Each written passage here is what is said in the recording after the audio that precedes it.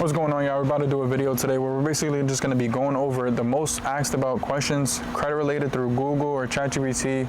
Just going to go through there, see what's the most searched up questions credit related, and I'm going to just be answering those for y'all today. So let's get right into it. All right, y'all. So I have all the questions here on my phone. We're basically just going to go over them. So now the first question is going to be, what is a good credit score? Now, ideally, a good credit score, let's say 730, 750, 780, things like that, right? These are good credit scores. But now what really makes a good credit score is what's on the credit profile exactly. So now when you have multiple different types of credit cards and different types of loans on your credit profile with a high credit score, that is a really good credit score. But now, for example, let's say you're somebody who has one credit card and you have a 750 credit score. Yes, you have a good credit score, but your credit profile is very weak, which is going to mean that credit score, that 750, isn't really going to matter as much, because now let's say, for example, there's somebody with a 680 who has a lot of accounts with good credit history. They're going to get more approved. They have a higher chance of getting approved than that person with a 750 credit score. So yes, credit scores do matter, but what really matters is what's on your credit profile with that credit score. So don't get too caught up in the whole, I have a high credit score, I can get whatever I want, because that's not the case. Make sure you build up your credit profile and then have a good credit score, and then you can get whatever you want. I just want to apologize for the first clip. I had my screen flipped out and I was looking the wrong way. But now back to the video. I'm going to be looking straight right at you guys. How do I find out my credit score / credit report? Now, there's plenty of different ways you can look at your credit profile, credit report. Something I use Credit Karma just to look at the stats of my credit profile, like my credit card usage, credit age, things like that. Is really easy and accessible. There's also Experian. Experian is cool and all. It is an accurate credit report. It's just a different bureau, but I feel like their app is a little complicated to go through. There's also credit monitoring services that you use. Like, I personally have Identity IQ, which is very helpful when doing credit repair and things like that. You can find that in my bio for $1. That's another great credit monitoring service, and they also provide like any identity theft protection, things like that. There's also Annual Credit Report, where you could be checking your credit report one time a year on there for free. That's another good one I recommend to some people. Okay, next question. How to build / rebuild credit. Okay, so there's plenty of ways to go about this. It's very simple, very simple. The way you're going to build credit, you're really just adding accounts onto your credit profile, which is then going to build your credit profile, right? So this is going to be credit cards. You could do installment loans, personal loans, auto loans, mortgages maybe, and there's also credit builders you could do, such as Self, Kickoff, all these different types of credit builders, and this is how you're going to build your credit, right? So now, rebuilding your credit. So now let's say you had a situation where you went through a hardship, you have collections and things on your report. This is where you would come to me, somebody who repairs credit. So we would start off by repairing your credit, getting rid of all the negative items, updating all your personal information, getting things structured properly. From there, we'll then do the same process as building credit. You're just gonna have to do it all over again because you made a couple of mistakes, and we gotta delete the mistakes and start making the new things and go from there. So this is gonna be the same thing again, just adding accounts onto your credit profile and things like that. It's very simple. Okay, next question is gonna be, what is APR? APR is basically annual percentage rate. That's what it stands for. And it basically just represents how much it's going to cost from this company it's going to be to lend you money.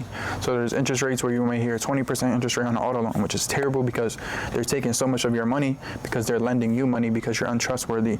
Another thing with APR, the way to get lower interest rates is building your credit. It's very important, because lower interest rates is going to save you a lot of money down the road, because now you paying 5% interest on an auto loan is a lot better than you paying 20% on an auto loan, because you're going to spend so much money in interest, and it's going to end up leading you to get negative equity on your vehicles, which is going to even lead to more money wasted.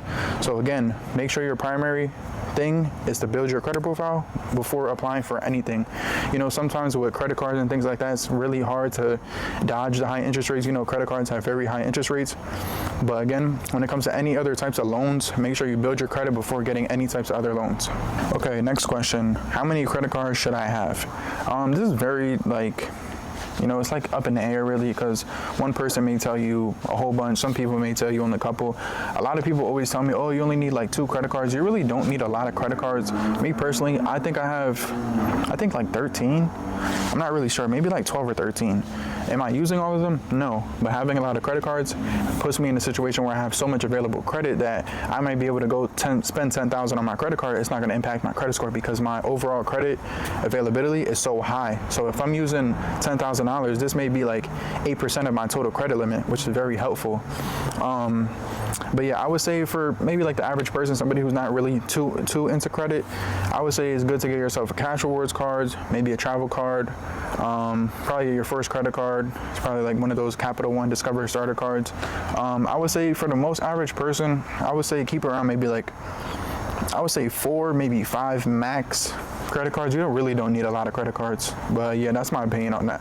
Next question, how to dispute errors on my credit report. So there's going to be plenty of things online where they're saying to do this and do this. This is exactly what you need to do. It's really not that complicated, right? You first want to do something where you can go to annual credit report and get a full report of your credit report, right? You're going to find out all the negative items on your credit report that are inaccurate, right? First thing you need to do is make a personal information letter, basically updating all your personal information on your credit report, because these negative accounts on your credit report may have this misspelled name or this different address. So you need to make sure you clean up all your personal information first before you even dispute any of those accounts. So now make sure your credit report has one name, one address, one date of birth, just clean, right? Now you're gonna need to make a letters disputing to Equifax, TransUnion, and Experian, basically challenging all those negative items on your credit report, and that's really it. Okay, next question. Are credit repair companies legit/scams? Question mark. Okay, right. There's plenty, I'm pretty sure there's plenty of credit repair companies out there that are scams, and they're just trying to, get some money from people. But I can say for me personally, I am very genuine. I'm not here to scam nobody. I run a credit repair company. I'm just here trying to help people get in better situations with their life, reach financial freedom, and just improve their whole situation financially, right? It is very skeptical. I can understand that because you're dealing with a lot of personal information, but I can say at least on my end, my business is very legit, and that's really to it. Go through my Instagram. There's results there from some of my clients. There's testimonials of them talking about me themselves through videos. But yeah, I can say for me at least, it's very legit. Yeah, you can see the results speak for themselves. So yeah, I would say to conclude this, yes, there is some scammy credit repair companies, but I'm just saying for me, it's not that at all. Question, can credit repair companies remove accurate negative items? The answer to that is yes. I know it can sound crazy because these accounts may be yours, but the thing is, the way these accounts get removed is when you're challenging these negative items on your credit report, these companies could be reporting your information in the wrong way. And once they do something like that, even to the slightest bit, the account got to get removed just due to the wrong information being reported, because it's violating your rights and it's violating so many other things. So yes, negative items that are yours can still be removed from your credit report. Okay, next question. How long do negative items stay on my credit report? Okay, so for all negative items, unless it's an inquiries are going to be on your credit report for 2 years and they'll fall right off.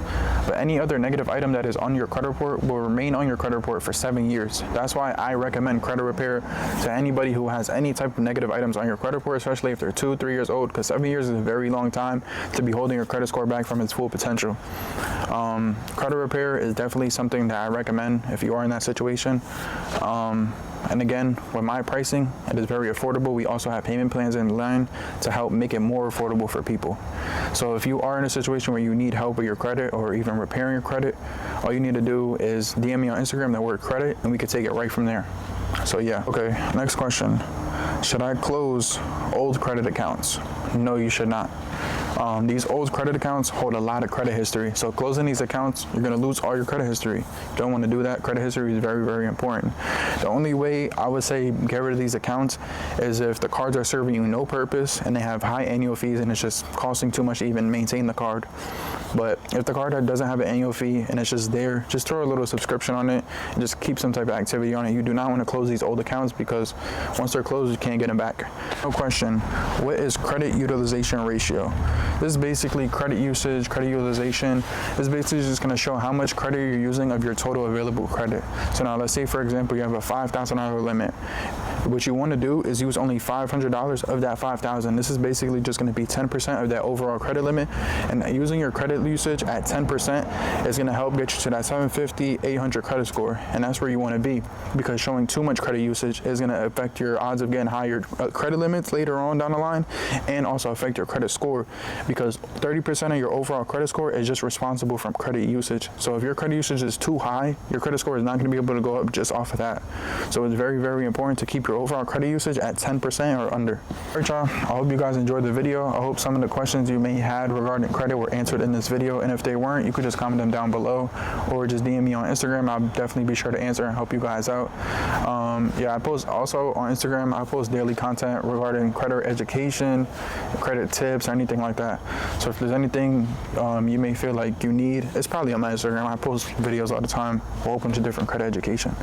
So yeah, I'm signing out. I hope you guys have a great day. I hope you guys enjoyed the video, and I'll see you on the next one.